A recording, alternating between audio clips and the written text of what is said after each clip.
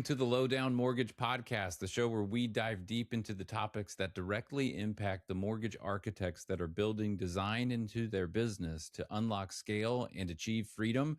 I'm your host, Connor Bartley. Bam! And joining me today is someone who walked away from a mechanical engineering degree at Georgia Tech, was getting killed over the middle as a slot receiver, asked his grandmother a simple question about how she built a comfortable life, and ended up in a mortgage career that went from zero to nearly 100 million in production in just 5 years. Clayton Tyrel, welcome to the Lowdown. Thank you, Connor. I appreciate that. Happy to be here. Absolutely, man. I have really enjoyed getting to know you and your story. I think it's remarkable what you've achieved in a short period of time in this business. Very rare to see. And just from talking to you, I can tell it's by no accident. You clearly have a plan and are working that plan. And so I'm excited to get some of that out to this audience today and let them get to know you the way I have. But let's start from the mechanical engineering thing. You're in Georgia Tech, you're studying mechanical engineering. It's COVID and you're burning out on Calc 2 over Zoom, right? And then but you'd always kind of seen like how your grandmother lived and what life was like over there, and had some, was curious about things. So you asked her, one question that changed your whole career path. So if you don't mind, just like, what was that conversation like? Kind of walk us through that and what she told you. Sure. Yeah, I mean, COVID, that was a real true burnout period for me. School was already hard enough being at Tech, and like you said, Calc 2 was what killed me. I feel like that was the nail in the coffin. But at the time, I obviously was still trying to figure out what I wanted to get out of life, and I swore up and down, the college degree, the traditional path of getting through school, getting to, hiring job, offer it, trying to figure that part out. That was the way to go. And so at this point, I was, just honestly scared and confused. And I didn't really have an outlet until I thought through, who I had around me in my close circle. My grandmother was that person who kind of was just a really good resource for me, a sounding board, if you want to call it that. I just went up to her, and at the time, she had always been working from home, from what I remember growing up, and we had some great times at her house. That was one of my favorite visits, was just to go see her, whether it be holidays or just a random weekend. And there was a time where after school was starting to not be the final answer for me, I go up to her and I just basically say, "Hey, like, Grandma, I have no clue what you do. Like, I seriously just want to know what it is. It doesn't matter what it is. I just want to know what you do. You seem happy, you enjoy it. Let me know what that looks like." And so she kind of was like hesitant at first, and I didn't know until later on why. But she opened up and told me that she was a underwriter in the mortgage business, and she had been doing it for 30 plus years. Had been an underwriting manager for 20 plus of those years, and so just kind of walked me through what that looked like for her, and then also what other people at the company would do in order to help families get into homes. And so that was intriguing for me. I was always just curious on that part, but it was attractive because it all had to do with finance. And honestly, it's numbers, right? It was numbers at the end of the day, but it was a lot easier to understand some of the things that we talk about, like salary, income, or pay stubs, things of that nature, right? And then also just being able to help by talking to people. I felt like I wasn't getting enough of that, like, hands-on communication that I was like facing at Tech. Tech was just, again, all virtual, and I almost felt a little bit isolated what I was doing. And so I was like, "Hey, I really enjoy what you're talking about. I'd love to know more." But that's what kind of started that conversation and led me to start thinking about what the mortgage business would look like. Yeah, the math in mortgage is a lot different than Calc 2. That's right. That's right. And I love that I just sort of identified for yourself that you wanted to be around more people and you wanted to see like people through that dream. And what this industry allows, man, is, you can make heart surgeon money with a GED in mortgage. It's a really unique opportunity to have maximum income if you, do a great job in this business. But I mean, you kind of hinted at it a little bit. I mean, your grandmother was reluctant to help, to kind of push you this direction of knowing what she knew about the mortgage business. Like what did that tell you about what you were getting into when you kind of understood that that was, on her heart of like, I might want to protect Clayton from this. Yeah, the one thing I can appreciate about my grandmother, she was an honest person, right? So she always she gave me. I heard all of the benefits of the business, which was I could work from home, I can help families. The numbers were easier, right? But then she also was very clear on how stressful it can be to do what we do for a living and to do it at a consistent level, right?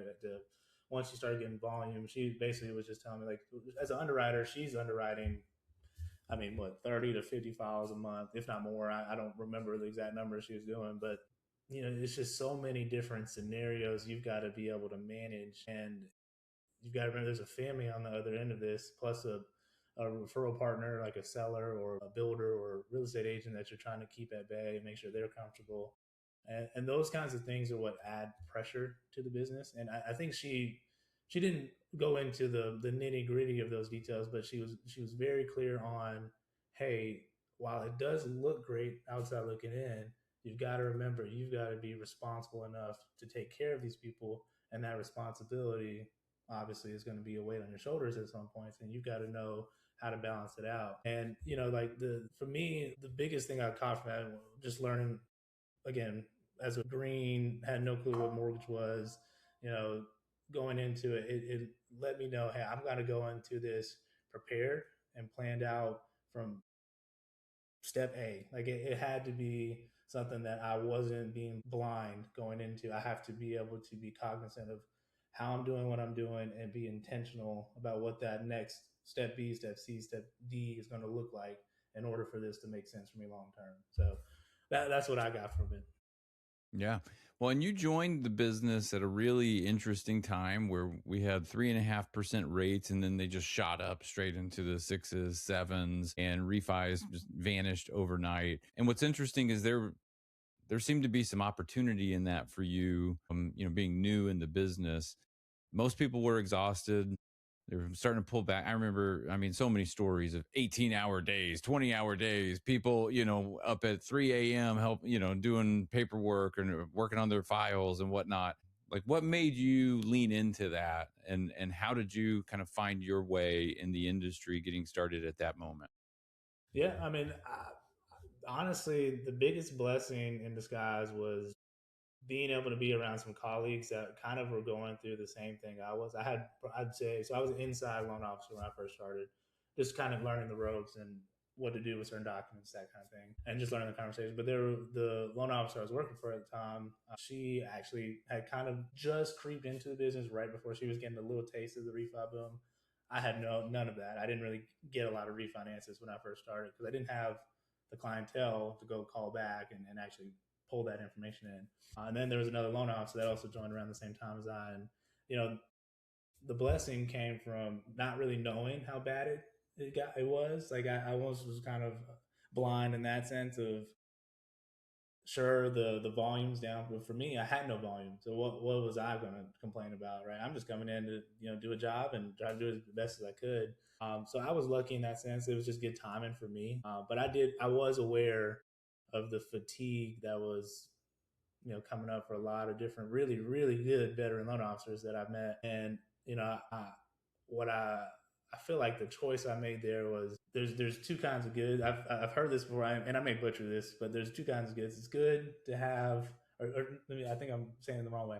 There's two kinds of pains, right? There's the pain of not having anything and wanting to get something, and then there's the pain of having everything and then having to figure out how to keep it going, right? And so I'd rather be working my way up, complaining about how and knowing that I'm getting to something better, and it's hard work, but it's worth it at the end of it, rather than be on the flip side of that conversation and have the pessimist mentality of, well, there's nothing that I can do. The market's just not giving me any room here to be able to improve or get more volume. And I feel like that mentality is what powered me through that first year and a half of like what we were going through, right? Just a tough time for people to buy homes and a major shift in affordability. So that's what helped me make that decision to keep on going. Yeah. And I think what we talked about that I thought was really interesting was you made a comment that around like your 15th loan felt like things were finally starting to click for you, where the process worked, the client was, calm throughout, and you thought, okay,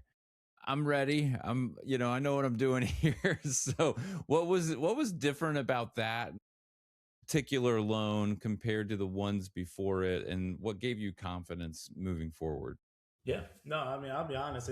My first five, well, my first two were, let's just say they weren't the best. I wasn't the sharpest nor the most polished, and making sure I was setting expectations right. And I was at this time, all I could really quote that was attractive at the moment because rates were high. Was down payment assistance. That's where a lot of buyers were starting to kind of magnetize themselves to. And so the I had a few down payment assistance deals that you have to go through two sets of underwriting and 3 pages of conditions to have to figure out. And the buyers at the end of those transactions just felt exhausted, and I hated that feeling for them because truthfully I wanted to be better. I just didn't know what I was doing. And the benefit from that situation, any storm that comes to my life, I always look at it as, hey, it happened for a reason. I'm going to learn from this. I'm not going to make it the reason why I stopped, right? So that powered me through the next few closings, and then I'd get a standard conventional 20% down. Those are for the what we're market we're in right now. Those are the cream of the crop. You want those, or the VA deals, right?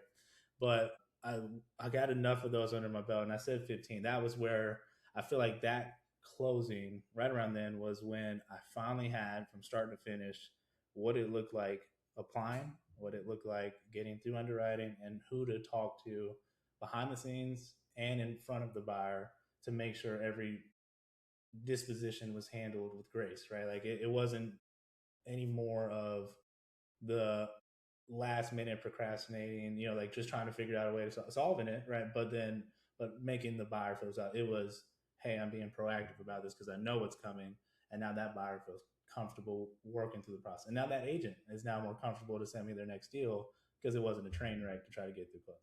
So that's Right. the honest Yeah. truth. I mean, very early, though, you understood the impact of creating an experience for a client that made the agent look good and, made them want to refer the next person to you. Because if that client says, wow, that was great, and that agent hasn't heard that about every loan officer they've worked with, but they hear it about you, well, guess who gets the next loan, right? And so I think you understood that concept really early and worked towards it. And then now you're able to rinse and repeat over and over again and have a reputation. To where now, I mean, you're running a 6-person team. You work some builder relationships across Georgia, Alabama, Florida. At this point, like, how do you decide what stays on your plate versus what belongs to someone else? And how do you keep from sort of like falling back into old habits where you want to control everything? I'll be honest, that took me probably still. I'm still learning how to be really good about delegation. Right?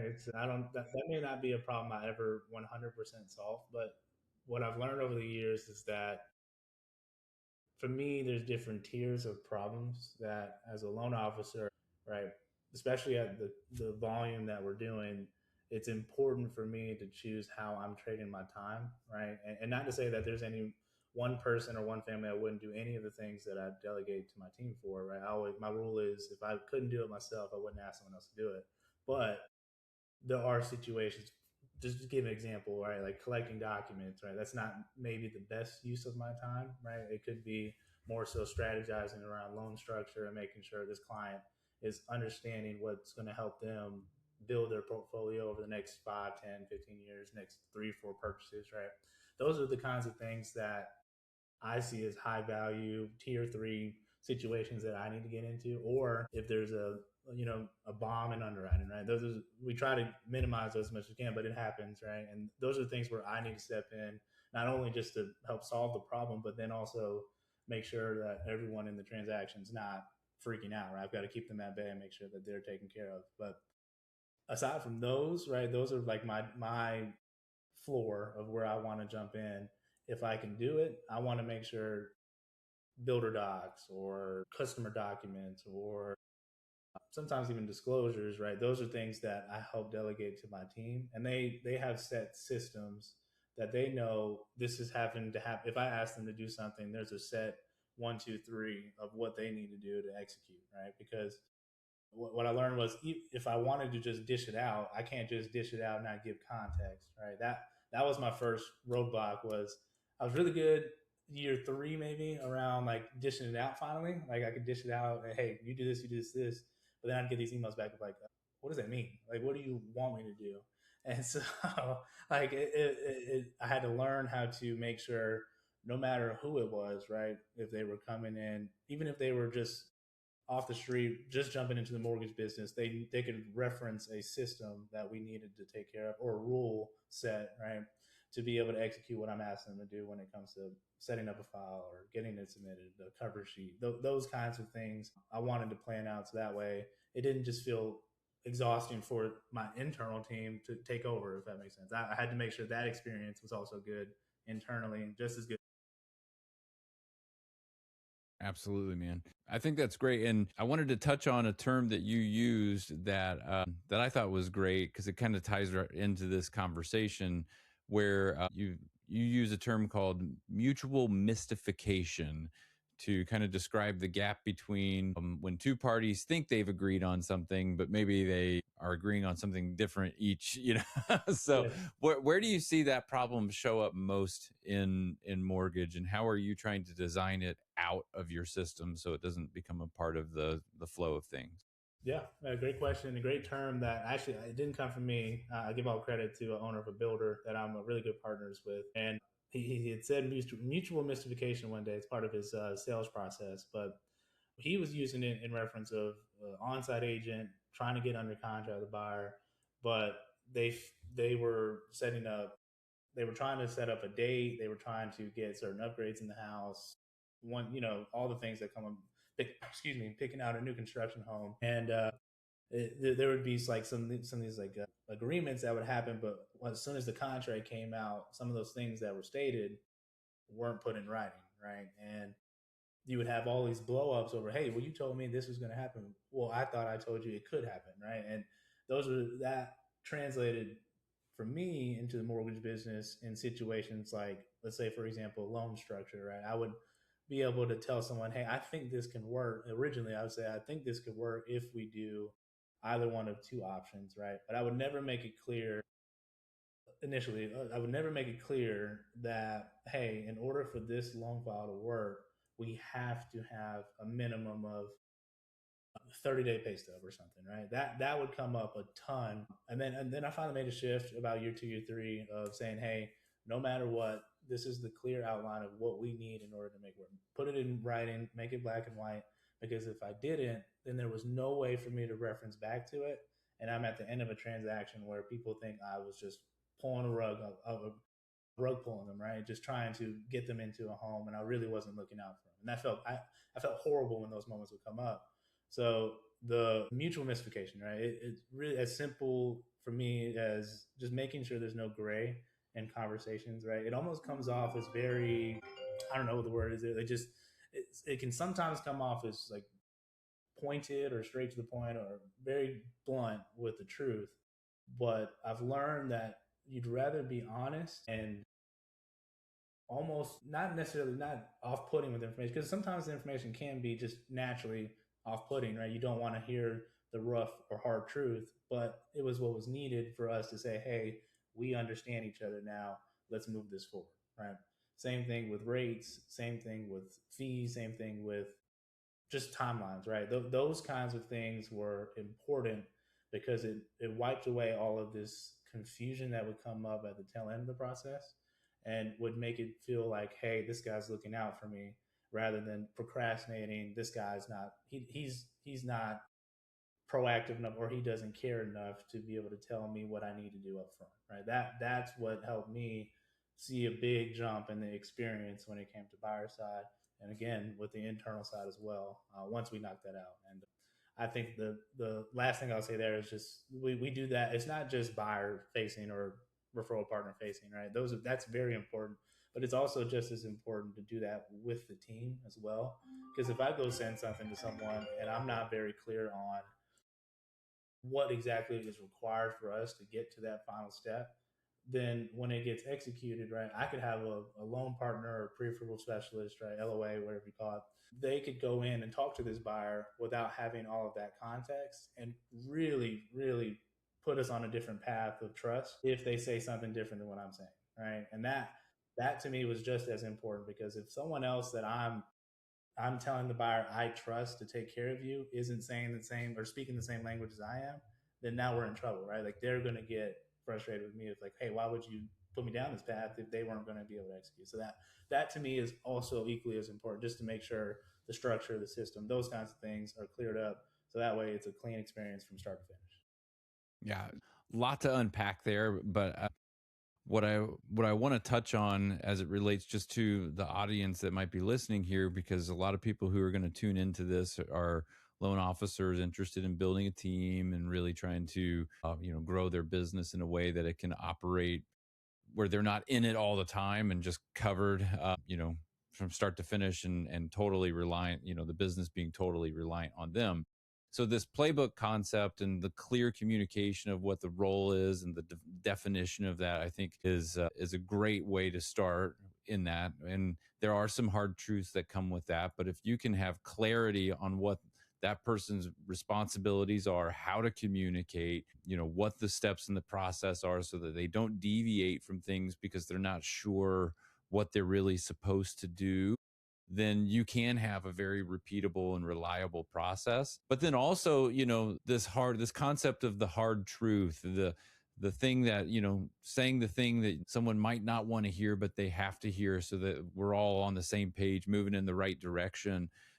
That comes back to the loan officer too. And that was something that we kind of talked about in preparing for this podcast, was that there's there's a reason that there are a lot of loan officers out there that get stuck around, like, 6 to 10 million a year. And one of those reasons is maybe a fear of rejection. And that was something that you had to figure out, right? And get comfortable with. Like, how did you get to that point to where, being, hearing those hard truths, getting into that rejection mode? Like, how did you get beyond that and then start building to where you are today? Sure. Yeah. I mean, I would say, and again, this is one of those things where I'm paraphrasing, but I was always told to get to the no. And what I mean, no, N-O, right? Because you'd rather get there and figure out, the reason why someone's not going with you in your company, or the reason why they're upset with you, or the reason why your system's not prepared enough for the experience, right? Because those things are what teach you how to improve, right? I want to know where I'm falling short, right? But it was hard for that. It's hard for anyone. I think that's one of the biggest mental constructs, and I think any business, self-employed, or where you're just really a self-starter, where you're not really sure, and so the default answer is just to not go and dip your toe. You dip your toes in the water and you get them out real quick because it's cold, right? Well, it's going to be cold no matter what.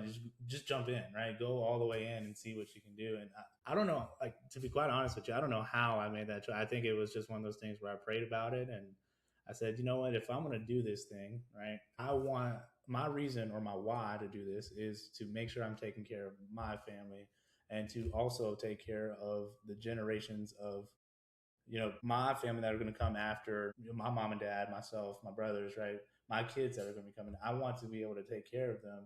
So that overpowers my fear, my what's the word there, selfish desire to be comfortable, right? And I know it sounds bad, but like, honestly, truthfully, that's what I feel about it. Is me being comfortable is me choosing not to improve. And me not improving is stopping me from getting to my goal, which is to be able to be set up for life, right? And take care of my family and have generational wealth and some freedom at the end of this journey, and that I think was always top of mind for me. And once that happened, right, and just to call back to that question about, my 15th closing, once I felt comfortable, it wasn't necessarily, excuse me, it wasn't necessarily comfortability. It was more so me choosing, hey, I'm okay, you know, going through the process and learning where I fall short. I'm okay with going through the process and knowing that I'm not going to be perfect.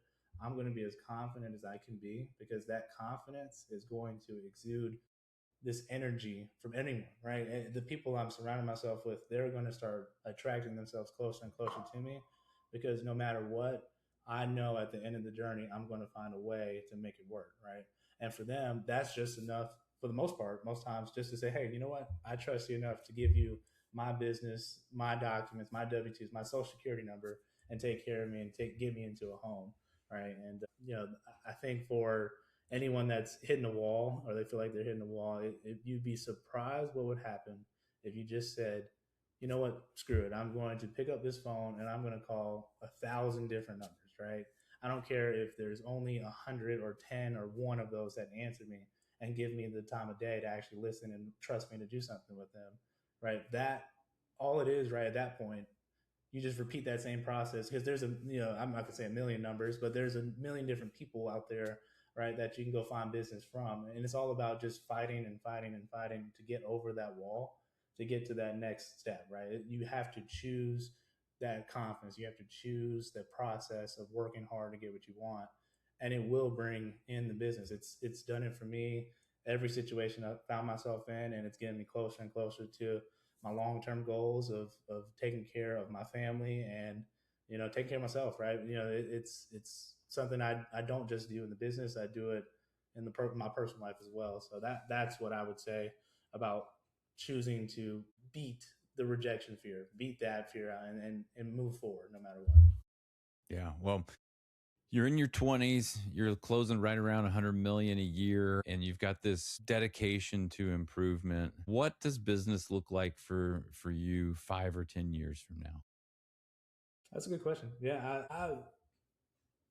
the hard part about it is understanding. I feel like there's the next level shift of like I don't know, being able to think about what do I get out of this, because obviously wealth is one of the biggest things that you jump into this business for. It's a very fruitful business if you can figure it out, but it's more than that. Just for me, like I think the fulfillment I'm going to get if I can do it right over the next 5-10 years is to be able to keep this volume or more, right? Hopefully get to the point where I'm at 150 to 200 million, but comfortably do that and get to the point where I'm building legacy for someone else, right? I think the fulfillment would be seeing someone else do the same thing, take the same steps that I'm taking in order to get to where they want to go to and help build their family profile, their future goals, right? That's where I see myself getting to as a point of consultation, I guess, if you want to call it that. But that along with growing the business still, those are the two things top of mind, and I'm looking forward to it. It's just going to obviously take more time and more reps of being able to be on the other side of that. Because I've had so many mentors in my life, right? So I'm just used to people like really, really being a sponge and learning from others. And that's what's gotten me to where I'm at, right? It's not, I didn't just come into this knowing what to do. I learned from my own mistakes and then what others would say to avoid their own similar mistakes that they were going through.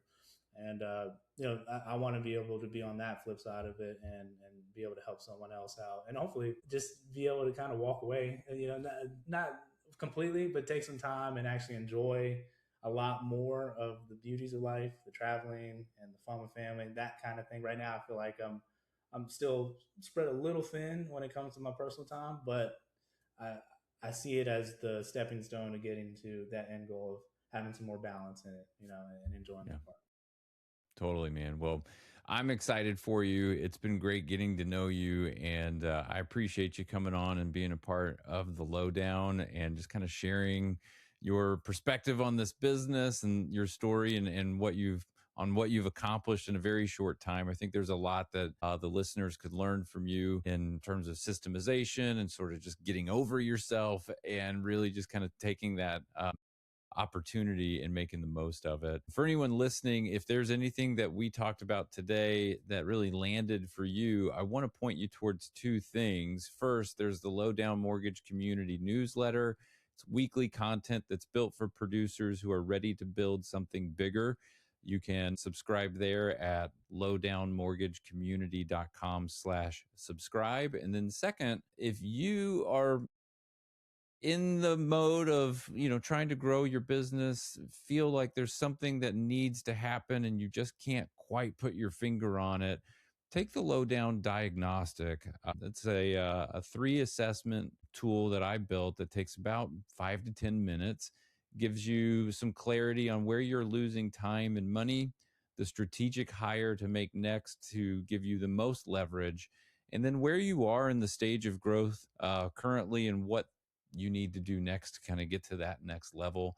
I had some great feedback from folks that have taken it, and I encourage you to do so too. That's You can get there at lowdownmortgagecommunity.com/diagnostic. But Clayton, thank you for being a part of the Lowdown, and really appreciate you today. Absolutely, Connor. Thank you for having me.